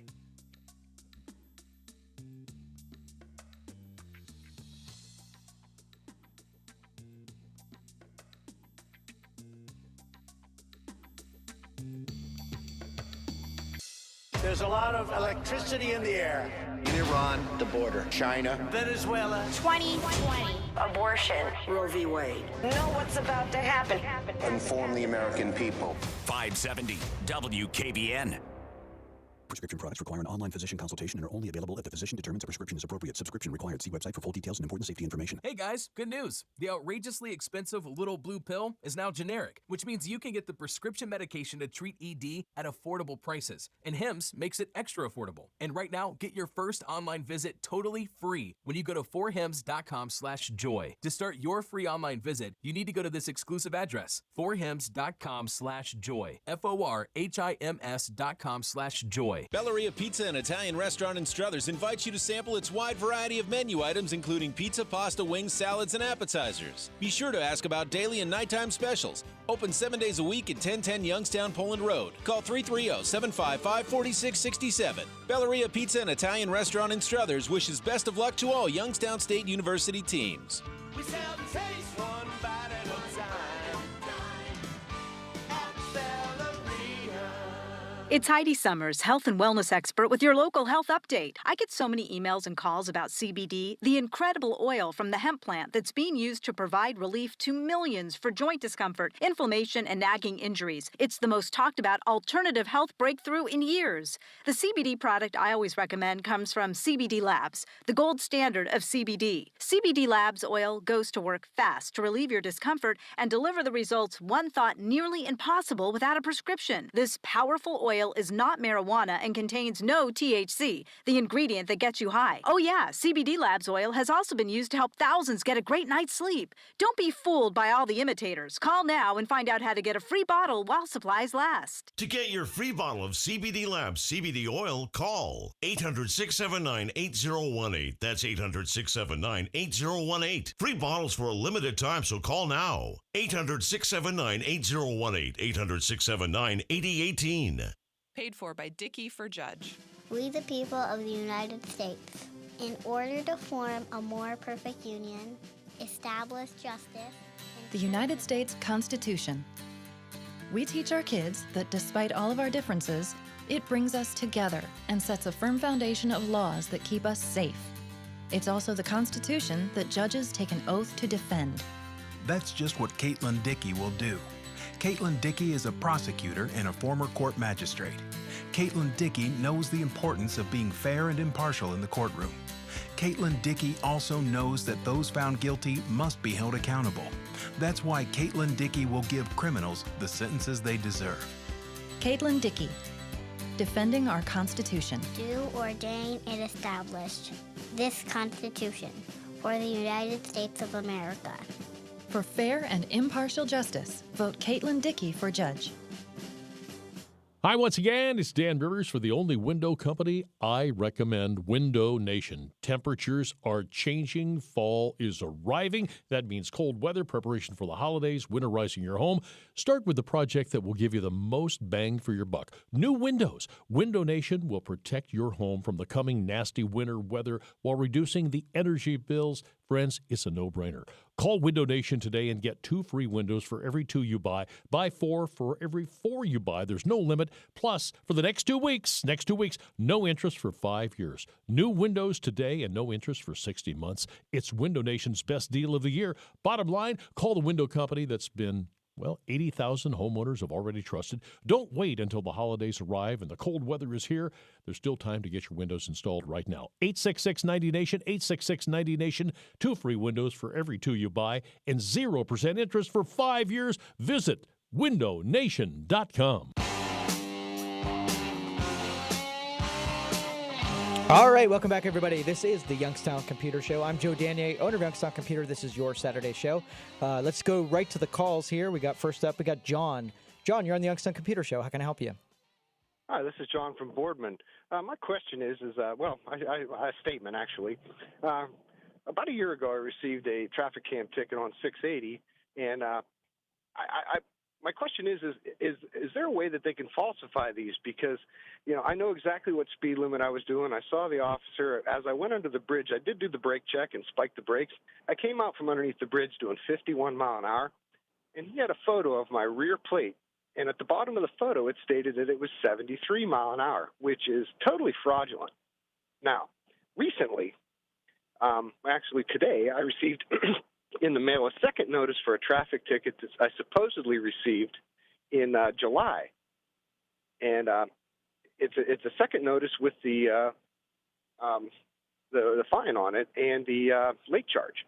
Now, here's the question: what would happen if I chose not to pay this ticket? Since I was not confronted by my accuser, for my constitutional rights, I should be, at least allowed to face my accuser. That accuser, I believe, would be the police officer pulling me over. Am I wrong in thinking this? Well, this is sort of the risk in not paying these things, and we talked to the attorneys the other day in here, and they say pay it because it could turn into something that you're not going to like down the road. So basically what happens is the municipality can't collect on something, you don't pay it, so they give it to a collection agency. So when it was with the municipality, it was actually a speeding ticket, but when it goes to collection, it's no longer a speeding ticket, it's just a that debt. And then as that gets bought and sold between collection agencies, by the time, they're coming after you, you're not contesting it as what it was originally, which was a speeding ticket. It's just an owed money to a government agency, and it's probably, something that could outlive you kind of a thing. I have one of those out there, and they call every once in a while. So back when these first things started happening, I got hit by one of the Howland ones. And I was just fed up with it, and I said, I am not paying it. So they wrote me and said, hey, you're not going to pay it. We're going to send you a collection agency. I wrote back to them to say I'm not paying it, forever. And they did. They sent me out to a collection agency. So a collection agency calls and says, hey, we want to we were trying to collect on this debt. And I say, I will die 1,000 times before I ever pay this. So you could take me off of the list because this is going to live in collection hell forever. I'm never paying this. And they haven't called again. But I know that that thing at one point might grow into a little bit of a monster. So I got to keep my eye on it. Yeah, that's what I'm curious about. Should I keep my eye on it? Because, obviously they're threatening you with collection and they're threatening you with damaging your credit. Right. And, how could they possibly damage your credit with something that, you weren't aware of, number one. And as you stated earlier, they didn't confront me with this violation in any due time. And here the thing is, I collect my mail every day. And this never showed up in the mail until yesterday that says that, it's from July 30th. And what was I doing on July 30th? Exactly. Did I lend somebody a vehicle? I have no way of fighting that, and I have no way of looking back that far and proving that I have a record of either not driving the car myself or what have you. But yet they want to hold this against you, and tie you to this. It's not legal, but it's a legal bill, but it's like you said, it's a civil bill. Where do they have a leg to stand on? All they have is a photo, which shows my license plate and the mile per hour underneath it. Which the previous one that I got, and the only one I ever got before, I knew was fraudulent. John, hang on one second. Let me go to this break. I'm gonna put you on hold. You're listening to the Youngstown Computer Show on 570 WKBN. We'll be back. We're here with Scott Jones from Youngstown Propane Fireplace and Patio. Scotty, fireplace season has arrived. Yes, it has, and nobody has a bigger selection of custom-made vented and unvented fireplaces than we do, and nobody installs them better than us. We also have a great selection of outdoor fire pits and the best spas made today, Dimension 1 Spas. Right now, you can enjoy sale prices on everything in the store. And if you heat your house with propane, call us for the best prices and service in town. Since 1981, we're Youngstown Propane Fireplace and Patio on Route 224 in Canfield. Here's some of the stories we have today. A Youngstown man was sentenced to 10 years in prison for causing a crash that killed a 53-year-old woman, according to the Summit County Prosecutor's Office. Youngstown police are investigating after 2 people were shot on the south side last night. A cause and investigation is underway as to how 2 semi-trucks caught fire in a garage. It happened at DNV Trucking on Route 46. A North Beaver Township man accused of attacking EMT personnel and running away in the Elkton area has been transferred to the Columbiana County Jail. A Farrell man has been sentenced to 10 to 20 years in state prison after being found guilty of raping a 12-year-old. And Mill Creek Metro Parks holds its annual Pumpkin Walk Sunday, 5:30 p.m. to 8 p.m. And Boardman Park this weekend is offering spooky wagon rides and pumpkin carving. From the Power Chevrolet Buick GMC of Calcutta, Ohio newsroom, I'm Dave Price. Our next update at 3 from the O'Charley's Digital Studios. $9.99 menu, 9 great meals, 1 great price. O'Charley's.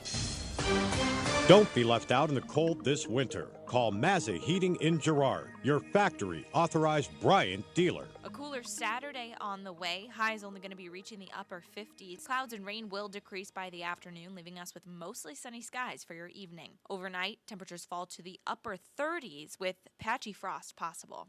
In the Storm Team 27 Weather Center, I'm Alexis Walters. Hey, join me, Ron Furbus. I broadcast live Wednesday from Bruno Brothers Pizza in the Star Center Plaza, corner of Lockwood and 224 in Canfield, next to the Poorhouse. I'll have Ron Verb specials like 57-cent slices of pizza and half-off gift cards at Bruno Brothers Canfield location. You want that new or used vehicle, but your credit score isn't exactly what you need? You work hard, you've always paid your bills.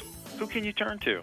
Hi, this is Tino Merlo from Toyota of Warren. Stop in and see me or my staff. Toyota of Warren's here to help, and we can get you financed. I'm Nick Soboleski, a Select Quote agent with a true story that could save you hundreds of dollars a year. A woman named Linda just called. Her husband, Ray, has a $300,000 group life insurance policy, but is changing jobs and can't take it with him.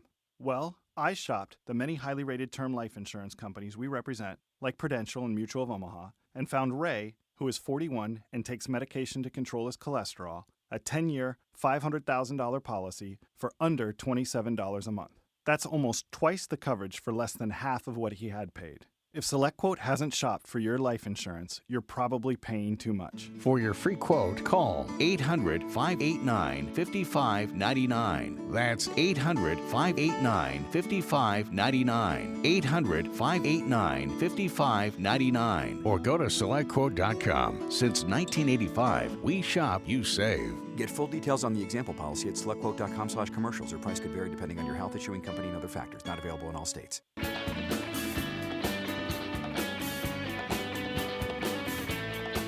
All right, welcome back, everybody. This is the Youngstown Computer Show. We're just talking to John about a speed cam. He brought a great point that you kind of lose your ability to challenge what you're being accused of. And so, time goes by and you don't recall the date, the context, anything, so you lose that ability. Was the gun properly calibrated, which gun on what day and what officer? You don't get a day in court, or maybe you do now, but at the time it was a mail-in only, so it's not like you could go check to see it. Now, I'm not saying that you would show up in court and the officer would show up and he would show his calibration documents and you might lose that anyway, but you just have to trust that all of that's on the up and up. And if you're from your perspective, you were going 50 and it says you were going to 75, then what? Who gets to win that argument and debate? And then the last one is that what if you did get an overzealous officer that was really good at Photoshop and took these pictures and just plastered their own date, or on purpose threw up the calibration so they could up the ante that day? Where could citizens challenge that to know that this wasn't, not only was it not accurate, because they know that nobody's going to contest it, it's just you're going to pay it and think, well, they might have got me, because really, what are they accusing you of? Something you can't remember and something that you can't defend. So that's, this has tyranny written all over it, because when you give, we're supposed to trust the cops, and for legitimate reasons, this got so much gray area on it. How can you trust? And I'm not saying that there is an overzealous cop that's making you pay consequences on speeding tickets, because I'm telling you, most of us speed and don't get caught more than speeding and get caught. So for every time you do get caught, you got away with it 10 times. I agree with that. But still, it's just so shady, and it does not create good relationship between officers and citizens, and that's a really dangerous thing. That's my biggest objection over this, is you are burning goodwill for the sake of money, and that's the part to me that's pretty evil. So you get it to the point where you make it more fair, you make it so that it's applied on everyone, and the technology ends up being good. I don't mind accuracy. I love its accuracy, right? But that guy on the bridge is determining its accuracy based on how do I know that he's not picking out red cars and just tagging red cars? What stops it? What challenge stops it? Can we look through the ones that he got that day and see if he's keying in on maybe Corvettes and he's just plugging away at Corvettes because they know that they can pay it and they just hit him and hit him and hit him? Or is it uniform? Are there some cops in there? There's some cops are speeding and they're getting some of these tickets. I want to know if it's uniformly being applied. We got to just trust that the guy sitting up on the bridge that's hiding over trying to get you when a speed limit changes, that guy we got to trust? I mean, come on, no. You got to show me that if you're in plain sight, big orange jacket that says, I want you to slow down, and you got the gun in the air, that is the guy that is is doing it for safety's sake. I see guys that are hung up in trees wearing camouflage. They're trying to tag you and get away with it, and you don't slow down because that means more money in the coffers of police. That's really what the picture that's being painted for the rest of us citizens, that it's a money grab. And I just don't think that's fair or that does any good for the police-citizen relationship. And cops, I love you. This has nothing to do with you. It's the bridge pirates that I have everything against. Okay, text message. I stupidly bought an HP or a laptop with a small hard drive. How expensive is it to replace it? I paid $300 for this Dell. Okay, so I wouldn't call it stupidly. Okay, so here's what ends up happening. So you have the really inexpensive stuff, and sometimes the really inexpensive stuff isn't necessarily bad hardware. It's just usually older stuff. And then you have the middle of the range stuff. This is the stuff that's relatively new, and most of the research and development costs are already shaken out of it. And then you have the really expensive stuff that's all the high performance, came out yesterday, newest models, and all of that stuff. So we purchase right in the middle because I don't want to buy something that's 3 years old when I need to operate on this computer every day. I need it to be at least performing as well as my money could buy. That's my best value for the dollar. When you buy older stuff, you can sometimes get away with it because there's some pretty good older equipment. Like if you bought an i5 6th generation with 16 gigs of memory and a solid-state hard drive, you would be hard-pressed to compare that cruising the internet on a modern one. So sometimes you can get away with that older hardware. So I wouldn't really put you in the stupidly column. Now, what you could do, you did mention that it's a small hard drive. And yes, the form factors of the drive are all uniform. And so if you took that inexpensive drive or inexpensive computer with a solid state and put a bigger version of the solid state, you can have copied the stuff from the 256 up to a 1 terabyte if you needed to, and then have a 1 terabyte hard drive. So you can easily convert a $300 laptop in the drive that I just mentioned. You're going to pay about $90 for a good solid state 500 gig. You're going to pay about $130, $140 for a 1 terabyte. So for $100 investment in parts, that $300 laptop comes a $400. Now you've got enough storage space. Now, getting the information from one to the other, that could be tricky. We use a program called Acronis. And Acronis, basically, you use your computer, you plug in, and this wouldn't be a laptop. It would have to be something that had some ports exposed where you can get to the SATA controller, and you plug 2 hard drives in. The Acronis software will actually take a duplicate and move it over to the blank hard drive. So you could basically move your stuff from the old 256 down to the bigger drive and then expand the partitions and then make use of the full 1 terabyte. So if you need us to do it, I mean, we're going to, that takes a good hour and a half to 2 hours. So you're going to add another $200 to the cost if you have us do it. If you want to take it on your own, you're going to have about $100 for a drive. You're going to have about, I want to say $40 for the Acronis home. And then it's going to take you, hooking your old drive and your new drive, disassembling the laptop, taking the hard drive out, using maybe a desktop to plug both hard drives into, and then you're going to boot from the Acronis media, either a USB stick or a CD, and it's going to copy the drive. Then you can put the new hard drive in the old laptop, and then it should boot just like it does on the other one because it's an exact duplicate. It does the boot partition, it does where the files are, it makes an exact duplicate. And then you can go into disk management and extend the partitions and then make use of the full 1 terabyte. But again, if that's something you want to accomplish, it doesn't require technicians to do it. But if you'd rather us do it, absolutely, hard drive would cost you $100. It would take about 2 hours of service, so $200. So for your $300 laptop, you'd have another $300 invested. So now you have a $600 laptop that has a bigger, more powerful hard drive. So the only way that I would do that, number one, that the processor wasn't like really on the low side. If it was a Celeron or if it was a really old, outdated, then no, you're better off putting the money into something that's newer. Don't have us do this. But if it's a decent processor and it has enough system memory, because that's the next thing that's going to work against you, is if you don't have enough RAM, the thing's going to be dog slow. So if you only got 4 gigs, I would only do this if you have 8 gigs or more of RAM. And then if your only weakness on that $300 computer is that it had a slightly smaller hard drive than you needed, then that's a worthwhile deal. So again, don't put yourself in the stupid column so quickly. You might have got away with a steal by buying hardware that was a little bit older and you saved a bunch of money on the hardware and it was still halfway decent. So that's my official deal. And, solid state, of all the of all of the upgrades that you can do, that's probably your best investment, is going from a mechanical drive to a solid state. In your deal, you're going from solid state to solid state, so you're not going to get much performance. You're just going to get capacity, so it's going to make it useful. I'll tell you, I'm in the same boat. The desktop that I use every morning, I only put a 256 on it, only because when I built that thing, 256 was pretty expensive. And I didn't want to go to 512 because all I was doing was daily stuff like emailing and, morning routine stuff. I wasn't going to use it as sort of like a editor, or I wasn't going to put anything big on it, so 256 was enough. And I've been able to keep about 50 gigs worth of space on there, but it's been because I've been diligent about cleaning up after myself.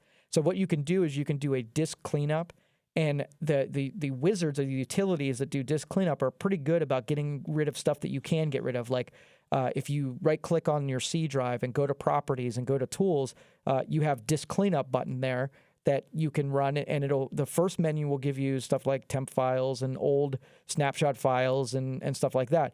There's also a button that sometimes shows up that'll allow you to take Windows updates and remove some of those files. You have a complete library on the computer of Windows updates that's run since you've had the computer. A lot of those old catalog files you can dump easily, and if your computer needs it, it's just going to download it the next time again. So you might be able to free up 10 gigs on there just by running a system update cleanup.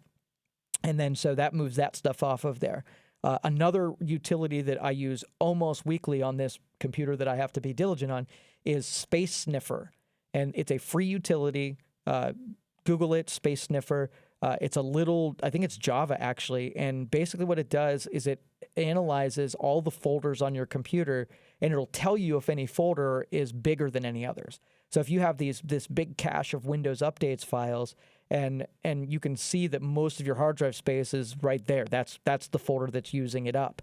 And so sometimes, like the WinSXS file, which is basically a warehouse of Windows updates files, sometimes that fills up, and you got to do one of those optimizations to be able to dump those files. Sometimes you have a Dropbox folder where the folder that it uses to sync up with the internet grows and gets really big and occupy. Like you're trying to do the cloud, and it's trying to keep a complete duplicate of everything on your hard drive. I want to put it on the cloud and make it disappear from my computer once it synchronizes. And so you can clean up that folder. iPhone backups, if you plug it in, and sometimes you get these images of your phone, and then those get to be pretty numerous and fill up a lot of hard drive space too. So that's part of the responsibility when you have a drive that's a little bit smaller, that you have to defend against that free space and not let it get taken up by a bunch of stuff. Now, if you've got a big gargantuan 4 terabyte hard drive, you're not going to mess around with these little archive files and Windows updates files and stuff like that. But smaller drives, you got to do it, or else you're going to run out of space. And so again, that's Space Sniffer. You run it, you tell it to analyze C drive, then you get this basically grid system. The bigger the square, the more stuff is in it, and then you get a really good insight into what's taking up all the hard drive space on that computer. So you guys didn't think I was going to get to any computer stuff on this show today, did you? And so, okay, my review on iPhone 11. I did end up ordering it on the release week, and it took a good couple weeks to get in. I skipped a couple of revisions, so that I bought the iPhone 7, and then I skipped the 8, and then the couple of variations of the 8. So I think I went 3 years without getting a new iPhone. My 7 was plenty. There was no good reason for me to jump off of it other than I had a couple older, aged phones that I wanted to give my iPhone 7 to, and I got the new one. It's like that hand-me-down thing. So anyway, 11 so far, you obviously don't have the home button anymore, but performance-wise, completely elegant. I figured out navigating this thing in about 30 seconds. There's only a couple things different, but the big thing is that you don't have a home button. Everything is gesture-oriented, where if you drag from one side of the screen versus the other, then just figuring out how to go around. But there's a lot of more intuitive things. Like the one thing is the face recognition on all of the devices. I'm talking, the Microsoft Surfaces, the iPhones, the Androids.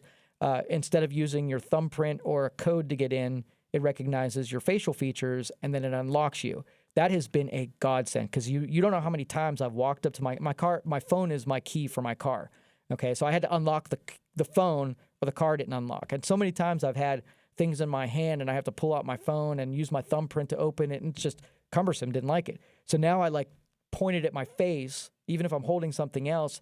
it unlocks, the car unlocks. It's a beautiful thing. So I like that. Probably my favorite feature on this. The second favorite feature is these cameras are amazing. They've got 3 lenses that are on the back, and they use some processing on pictures that you take to assemble these really color depth pictures. And each one of the lenses are a little bit different, and they're able to achieve different things. Like they have this night vision where if you're in low light settings, you hit the capture button or the take the picture button, and it takes a couple seconds for it to go through the images on each one of the lenses and give you like this really super detailed version of the picture. I was kind of impressed. It's annoying that it takes 3 seconds to take a picture.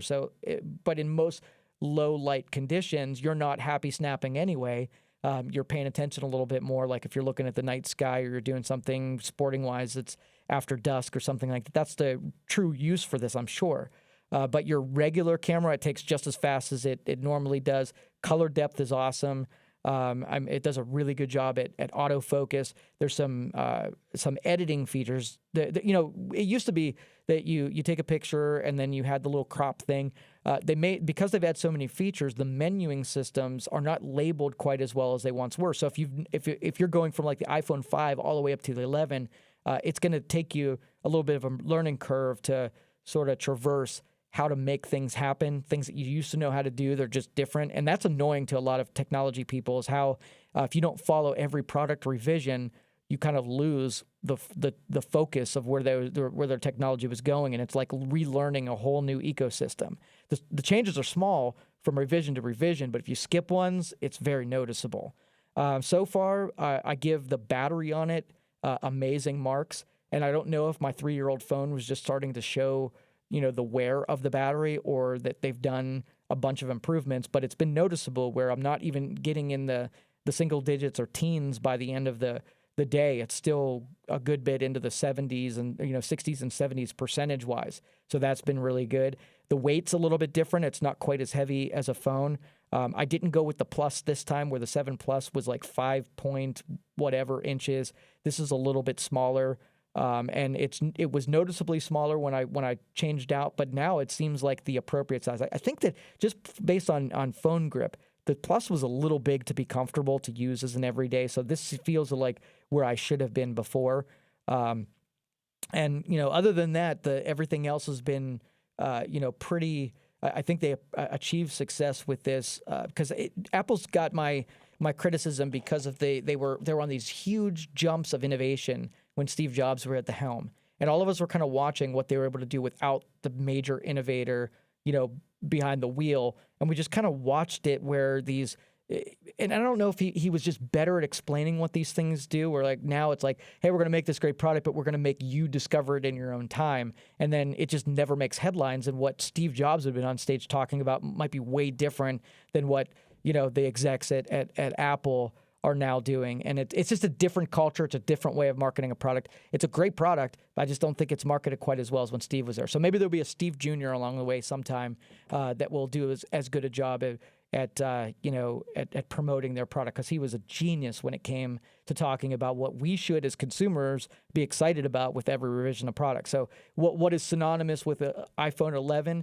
If you look at any of the advertisements for Apple, you would really not know. And I don't know if that's because it's just not as exciting, or they're just not doing a good job to relaying what we should be excited about the product. But anyway, there's my Apple review. I ordered the Apple Watch 5, and this is another one. This is sheer stupidity on my part. I got the first Apple Watch, and it came out in a couple weeks before we were doing a show that was premiering. We were going to be talking about it. So I wanted to have one of these by the time when the show went on. So the first release, I couldn't get one retail, so I eBayed it, and I eBayed myself right up to $1,000 for this stupid watch. I was so mad at myself for letting it get so expensive. I wore this Apple Original One for 5 years because I was so mad. I was going to get every penny worth of value out of it because I way overpaid. It was a $600 watch that I paid $1,000 for. So I got my money on it, but finally, I'm going to go to the Apple 5, and I'll do a proper review when I've had a chance to use this thing. I pick it up on Monday. So, all right, 330-729-9977. You can text me at 333-1570. You're listening to the Youngstown Computer Show on 570 WKBN. I'll be back.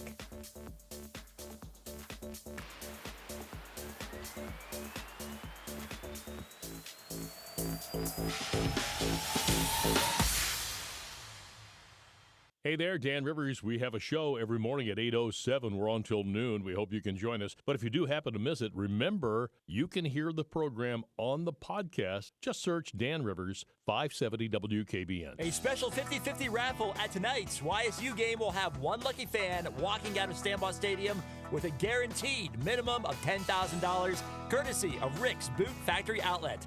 The winner must be present at the game, so make sure to get your YSU game ticket and your 50-50 raffle ticket for tonight's homecoming game against South Dakota State. One lucky fan will be walking out of Stambaugh Stadium with a guaranteed minimum of $10,000. Come and watch the parade at 4 o'clock and be there for kickoff at 6. Attention outdoor enthusiasts. Gander Outdoors is having a massive inventory reduction and every item must be sold now. Save up to 70% off the entire store. Everything must go. Hunting, fishing, camping, apparel, and more. It's all up to 70% off. Gander Outdoors' massive inventory reduction won't last long, and when these savings are gone, they're gone. Save up to 70% off everything at Gander Outdoors off Niles, Cortland Road in Warren today. Exclusions apply. See store for details. Offers expire 10/20/19. Paid for by Dickey for Judge. We, the people of the United States, in order to form a more perfect union, establish justice. The United States Constitution. We teach our kids that despite all of our differences, it brings us together and sets a firm foundation of laws that keep us safe. It's also the Constitution that judges take an oath to defend. That's just what Caitlin Dickey will do. Caitlin Dickey is a prosecutor and a former court magistrate. Caitlin Dickey knows the importance of being fair and impartial in the courtroom. Caitlin Dickey also knows that those found guilty must be held accountable. That's why Caitlin Dickey will give criminals the sentences they deserve.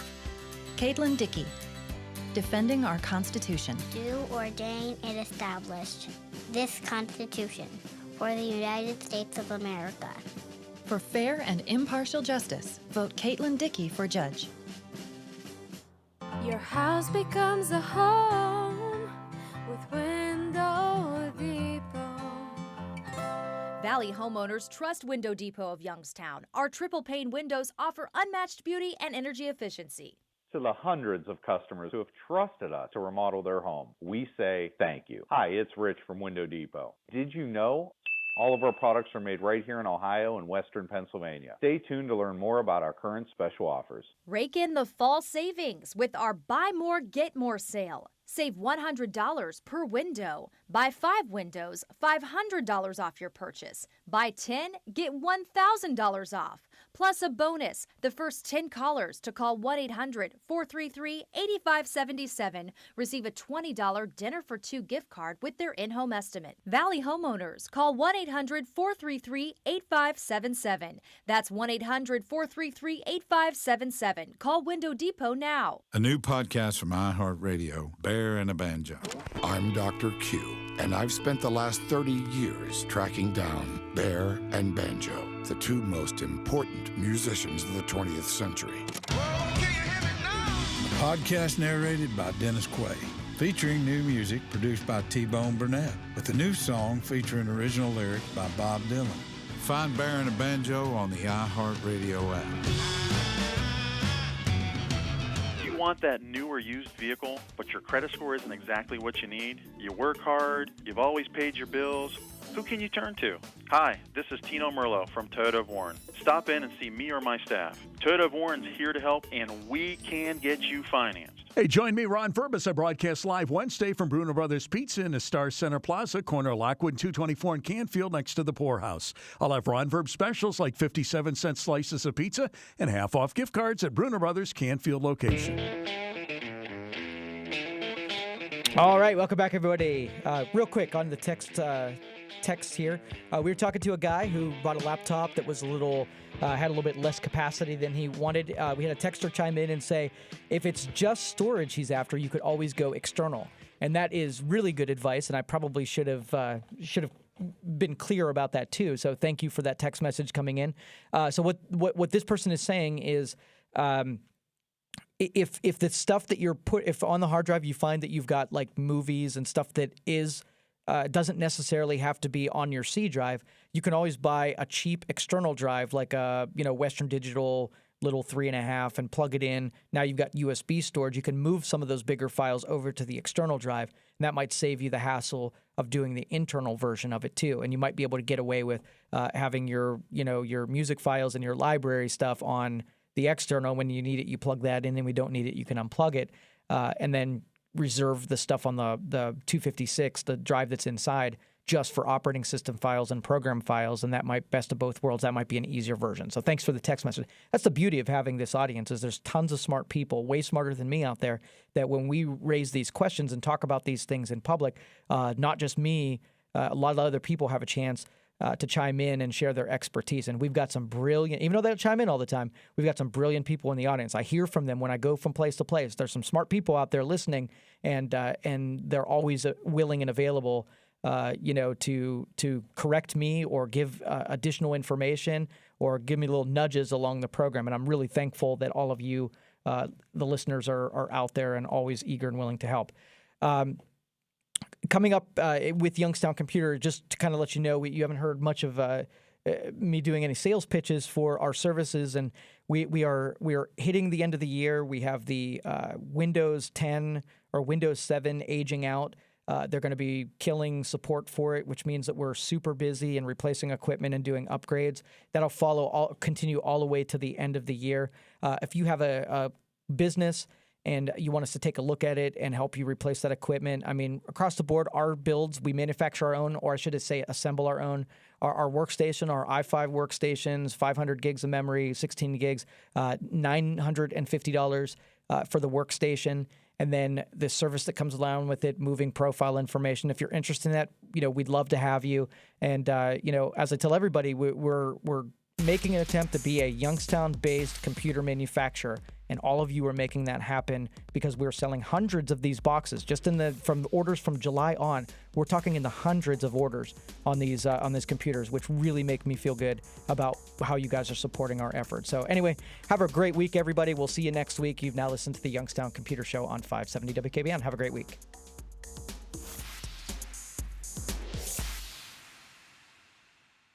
It's Heidi Summers, health and wellness expert with your local health update. I get so many emails and calls about CBD, the incredible oil from the hemp plant that's being used to provide relief to millions for joint discomfort, inflammation, and nagging injuries. It's the most talked about alternative health breakthrough in years. The CBD product I always recommend comes from CBD Labs, the gold standard of CBD. CBD Labs oil